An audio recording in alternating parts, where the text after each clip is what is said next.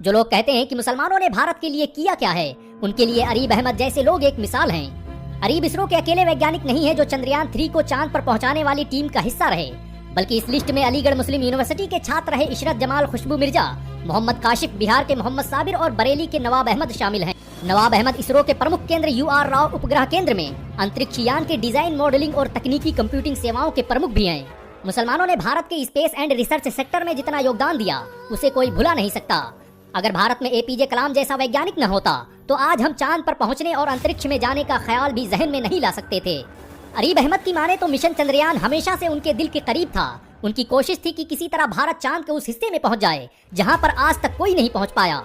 भारत दुनिया के उन 4 देशों में शामिल हो गया है जिन्होंने चांद पर अपने कदम रख दिए हैं। बहुत कम लोग जानते हैं कि भारत में IIT और इसरो की स्थापना भारत के पहले शिक्षा मंत्री मौलाना अबुल कलाम आजाद ने की थी। एक मुसलमान होने के नाते आपको गर्व महसूस हुआ हो तो इस वीडियो को लाइक और शेयर जरूर करें।